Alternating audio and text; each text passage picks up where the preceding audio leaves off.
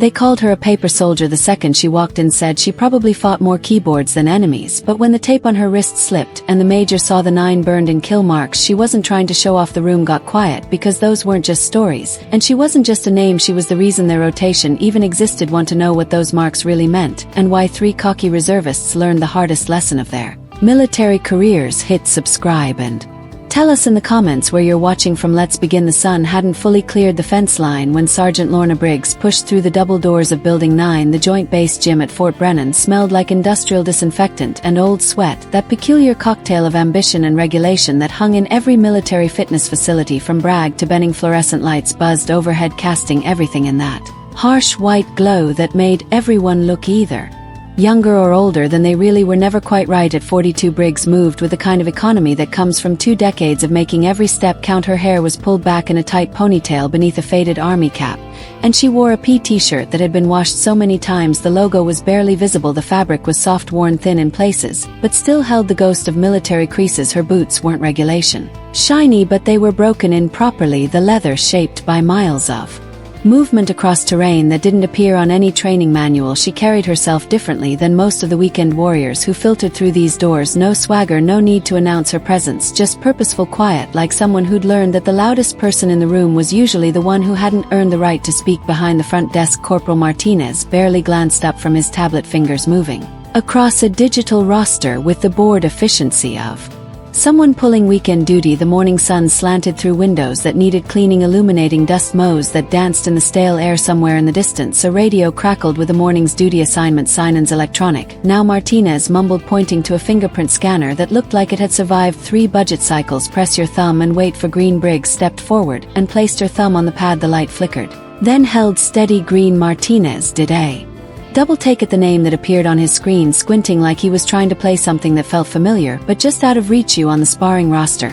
He asked, his voice carrying a note of uncertainty. Was told I was cleared for it, she said, her tone matter of fact, not defensive, not aggressive, just stating a fact. Martinez scrolled through his screen, shrugged when he couldn't find any obvious problems, and waved her through. Main floor is open, equipment checkouts on the left if you need gear. She nodded once and walked through the security gate, her duffel swinging slightly with each step. The sound of her boots on the polished concrete echoed briefly, then was swallowed by the ambient noise of a base coming to life inside the main gym. Morning light filtered through high windows, creating long rectangles of gold across the sparring mats. The air was cooler here, circulated by industrial fans that had been humming since before dawn. Free weights clanked in steady rhythm as early risers worked through their routines, and the smell of rubber matting mixed with the faint scent of cleaning solution applied too liberally the night before. Near the weight bench, 3 reservists stood in that loose cluster formation that spoke of familiarity and shared contempt for anything resembling real work. Spence, Toever and Darren, all in their late 20s, all carrying themselves with a particular brand of confidence that came from being the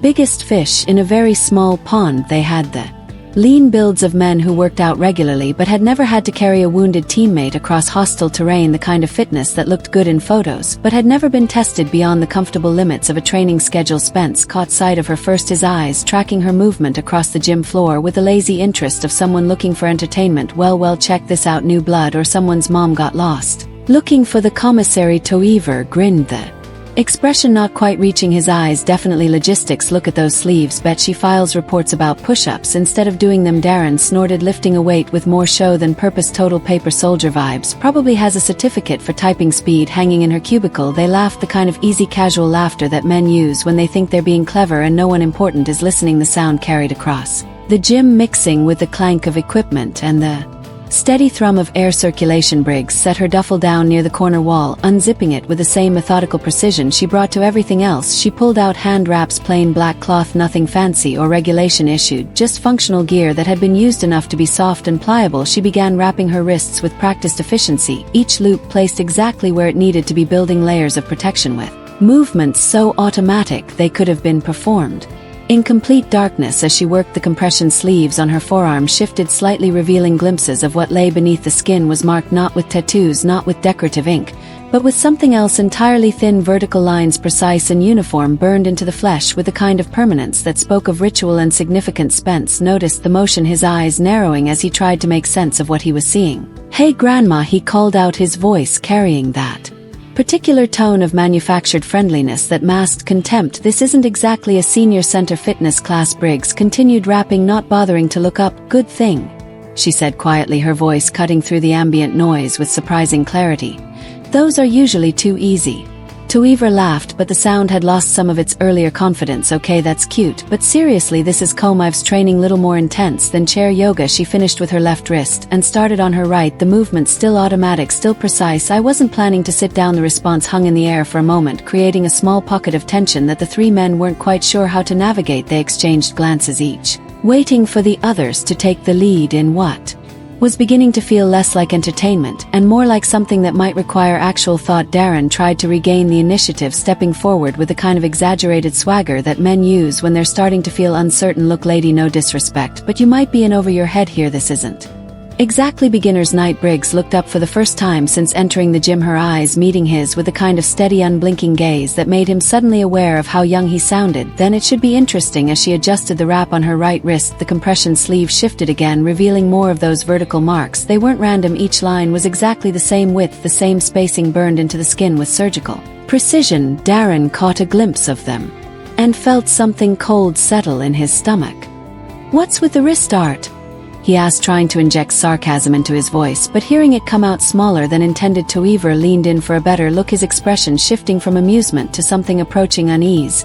"Kill count," he said, but the joke fell flat even as he said it. "What, you watch too much Netflix and decide to give yourself some street cred?" Briggs finished adjusting her wrap and stood, her movements fluid and controlled. She looked at the three of them for a moment, and something in her expression, not anger, not annoyance, just a kind of patient assessment, made them all suddenly aware that they were in the middle of something they didn't understand. "Let me know when you want to find out what they really mean," she said, turning toward the sparring mats with a kind of calm confidence that left no room for interpretation. They were still laughing, but the sound had changed. It was smaller now, less certain, like men whistling past a graveyard. They suddenly realized they might have to walk through. The sparring area occupied the center of the gym, marked off by regulation mats that had been taped down with military precision. The surface was clean and level, surrounded by enough space for spectators and the inevitable crowd that gathered whenever someone thought they had something to prove. Morning light streamed through the high windows, casting long shadows that would shift and change as the day progressed, but for now everything was illuminated with the clear, honest light of dawn. Briggs stepped onto the mat and began her warm-up routine. Nothing flashy, nothing designed for show, just the basic movements that kept a body functional. Jump rope at a steady, hypnotic rhythm that spoke of muscle memory carved over years. Shoulder rolls, neck rotations, deep squats that revealed a flexibility most people half her age couldn't match. Every motion was economical, purposeful, the kind of preparation that suggested she'd done this before in places where being ready wasn't optional. At the weight bench, Toever elbowed Spence in the ribs. "Look at this, she's doing middle school PE warm-ups. This is going to be embarrassing." Spence grinned, but it felt forced now. "Probably pulls something just thinking about contact sports." Staff Sergeant Delaney emerged from the equipment room carrying his ever-present clipboard, the tool of his trade as gym coordinator. He was built like a fireplug, broad, solid, and immovable, with the kind of face that didn't waste energy on unnecessary expressions. He'd been running this gym for 3 years, had seen every type of soldier from green recruits to crusty veterans, and had developed an eye for trouble that rarely missed its mark. "We're opening live sparring rotation," he called out, his voice carrying easily across the gym floor. "Sign-ups on the board, light contact, only, respect rank and regulations. Anyone who can't follow those rules can find somewhere else to work out their aggression." Briggs finished her warm-up and walked over to the sign-up board, taking the pen attached by a chain and writing her name at the top of the list. Her handwriting was neat, precise, the kind developed by someone who'd filled out countless forms in less than ideal conditions. Delaney glanced at the board and raised an eyebrow. "You cleared for this?" She met his gaze directly. "Yes, Sergeant." Her tone wasn't arrogant or challenging, it was simply absolute, the voice of someone who knew exactly what they were capable of and felt no need to justify it to anyone else. Spence had drifted over during the exchange, close enough to read the board over Delaney's shoulder. "She actually signed up," he said, his voice carrying a note of disbelief. "This should be good." Briggs turned to face him, and something in her expression, still calm, still controlled, but with an edge of anticipation, made him suddenly aware that he might have stepped into something larger than he had intended. "You're welcome to test whatever theories you've been developing," she said. The challenge was offered quietly, without heat or bravado, but it landed with the weight of certainty. Spence felt his grin falter slightly, then forced it back into place with an effort that fooled no one, least of all himself. "All right, Grandma," he said, the nickname feeling less clever than it had 10 minutes earlier. "Let's see what you've got." Delaney looked between them, his expression suggesting he was beginning to suspect this wouldn't end the way the younger man expected. "Don't embarrass the uniform," he said, but it wasn't clear which of them he was addressing. They squared off in the center of the mat, and the difference between them became immediately apparent. Spence bounced on his toes, rolled his shoulders, went through an elaborate stretching routine designed more for show than function. He moved like someone who'd learned fighting from movies and training videos, all flash and energy without the underlying foundation of someone who'd ever had to use these skills for anything more serious than weekend bragging rights. Briggs simply stood there relaxed, but ready, her weight distributed evenly, hands loose at her sides. She wasn't tense, wasn't coiled for action, she was just present in the moment with a kind of stillness that suggested she could explode into motion or remain perfectly calm with equal ease. "Go easy on me," Spence said, still grinning, still playing to his audience of two. The timer started for the first few seconds. Spence danced around her, throwing light jabs that were designed more to establish range than to do damage. He was testing her, looking for reactions, trying to read her style, but Briggs didn't give him anything to read. She simply tracked his movement, shifting her weight slightly to maintain optimal positioning, watching with a kind of attention that suggested she was cataloging everything he showed her. When he finally committed to a real attack, a quick hook that was meant to demonstrate his speed and skill, she moved. The response was so fluid, so economical, that observers would later disagree about exactly what they'd seen. One moment Spence was throwing his punch, confident in his technique and timing. The next, he was airborne, his balance destroyed by a hip throw that used his own momentum against him. He hit the mat with a sound that carried clearly across the gym, the air forced from his lungs in a sharp exhalation that spoke of genuine surprise. The room went quiet. Spence lay there for a moment, trying to process what had just happened. When he finally rolled to his feet, he was no longer grinning. "Okay," he said, his voice slightly horsero. "Lucky shot." But even as he said it, he knew it wasn't true. Nothing about what had just happened felt like luck. It felt like precision, like experience, like someone who'd done this before when the stakes were considerably higher than weekend bragging rights. They squared off again, and this time Spence was more careful, more respectful of her reach and positioning.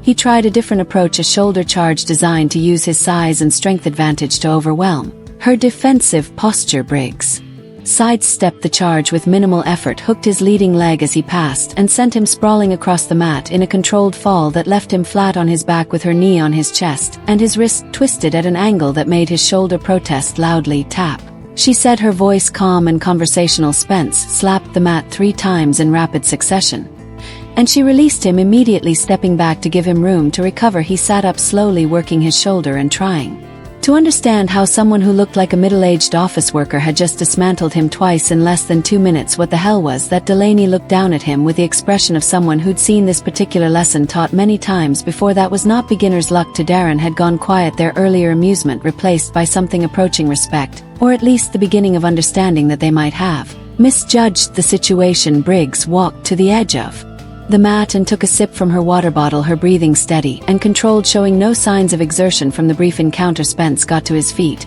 and looked at her for a long moment, trying to reconcile what he just experienced with his assumptions about who she was and what she represented. "You still think she's here for paperwork?"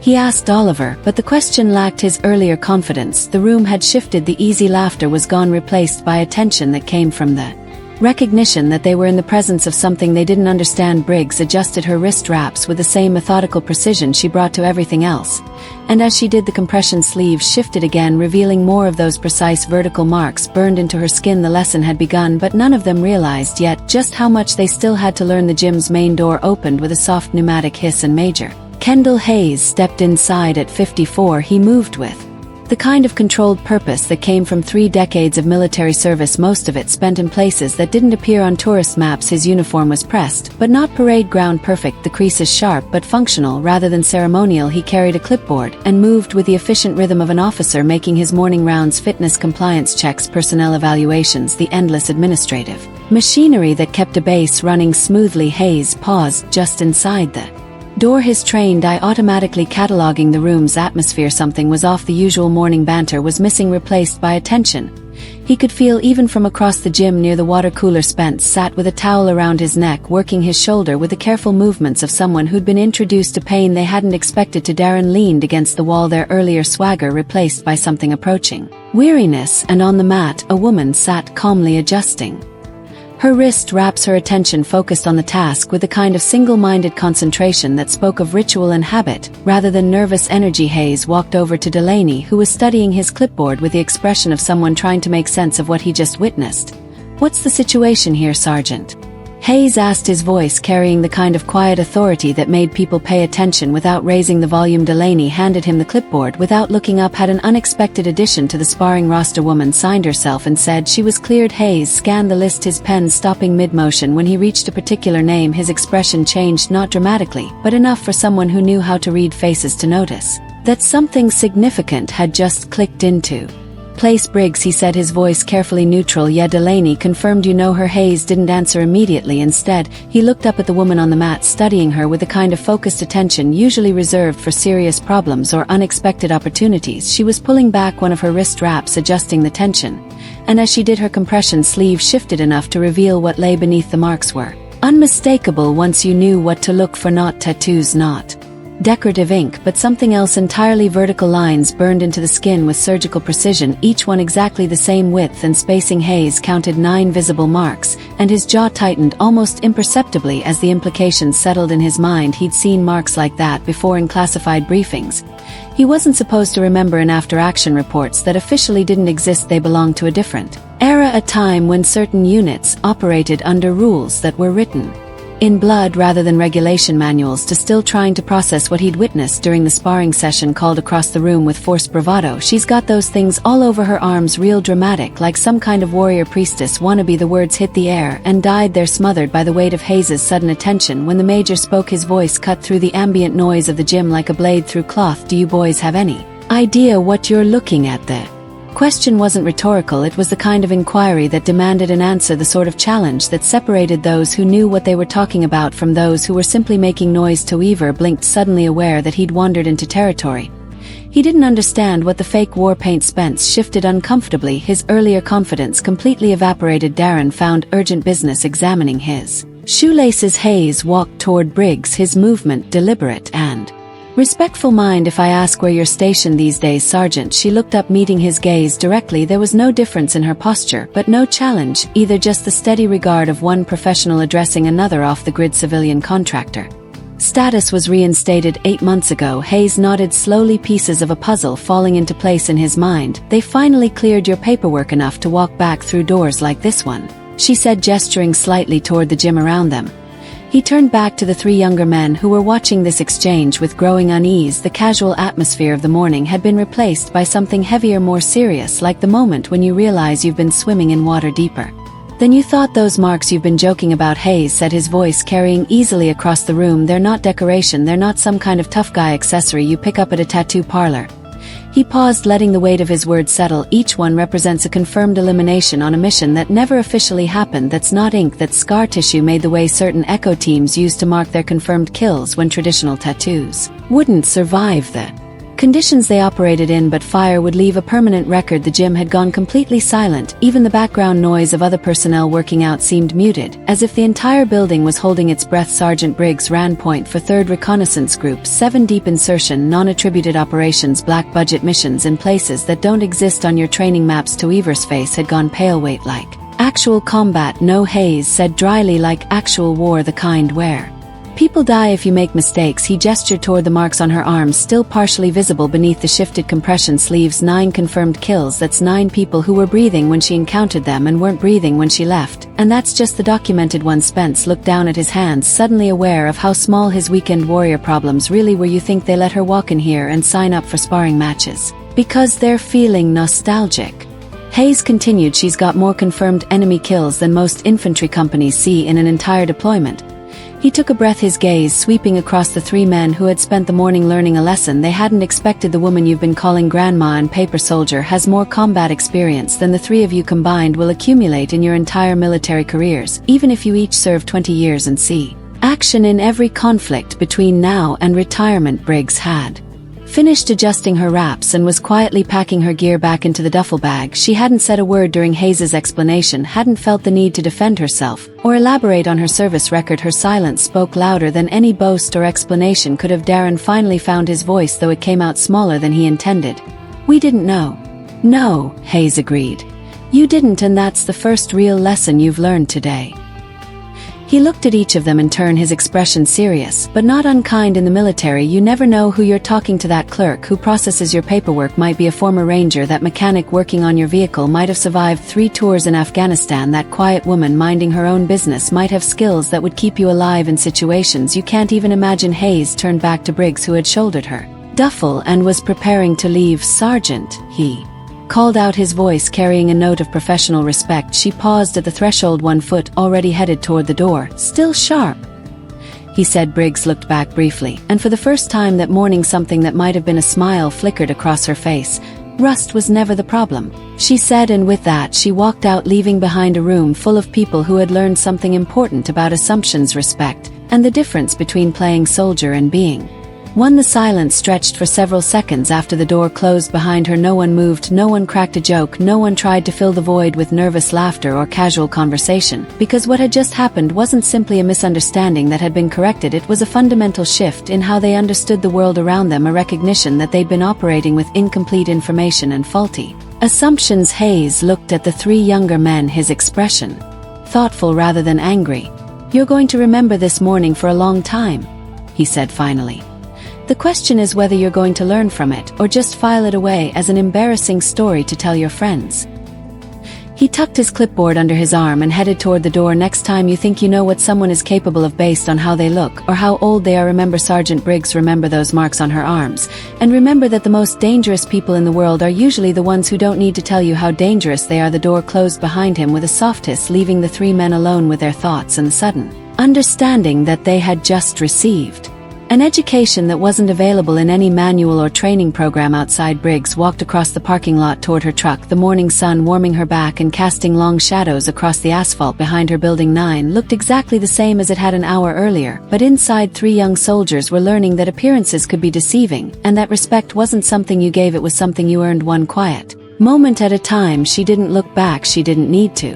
The lesson had been delivered, and whether they chose to learn from it was up to them. Some lessons were like that: you could lead people to wisdom, but you couldn't make them think, but you could make sure they remembered the moment when they realized how much they didn't know, and sometimes that was enough. Ever met someone you completely misjudged, someone who turned out to be carrying more than you could have imagined? What would you have done if you'd seen those burn marks? Would you have recognized them for what they really were? Let us know in the comments below. Hit that like button if this story reminded you that quiet strength often runs deeper than loud confidence. Subscribe and ring the notification bell so you never miss these powerful stories about the veterans who walk among us every day. Share this with someone who thinks they know what a warrior looks like. More stories like this are waiting for you. Check out our playlist and discover the heroes hiding in plain sight. We'll see you tomorrow right here on Dignity Defended. Thanks for watching, and see you in the next video.